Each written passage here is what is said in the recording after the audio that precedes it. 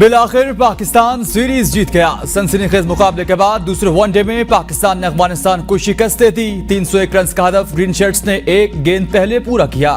इमाम उल हक और बाबर आजम ने दूसरी विकेट की शराकत में 120 रन बनाए। नसीम शाह ने विनिंग स्ट्रोक खेला। दोनों टीमों के दरमियान सीरीज का आखिरी और तीसरा मैच कोलंबो में होगा।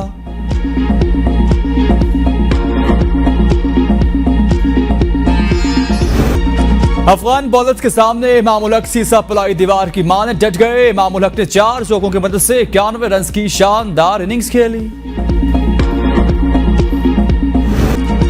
कप्तान बाबर आजम ने 6 चौकों की मदद से 53 रन बनाए। फजल हक फारूकी की गेंद पर हशमतुल्लाह ने इनका कैच पकड़ा।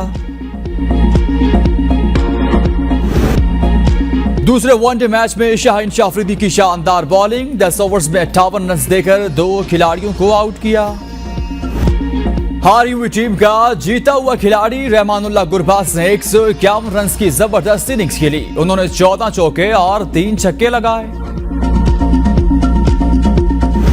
चीफ इलेक्शन कमीशन का सदर से मुलाकात से इनकार। सदर ने सेक्रेटरी वजारत कानून को खत लिखकर राय मांग ली। इलेक्शन एक्ट 2017 में तरमीम के बाद इंतखाबात की तारीख देना इलेक्शन कमीशन की जिम्मेदारी है। इलेक्शन एक्ट की सेक्शन 57 में तरमीम के बाद सदर से मुशावरत का इख्तियार खत्म हो गया।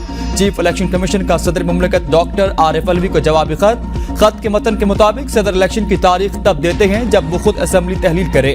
सदर पाकिस्तान को इलेक्शन की तारीख देने का कोई इख्तियार नहीं। सदर डॉक्टर आरिफ अलवी ने जनरल इलेक्शन की तारीख का फैसला करने के लिए chief election commissioner Sikandar Sultan Raja को मुलाकात की दावत दी थी।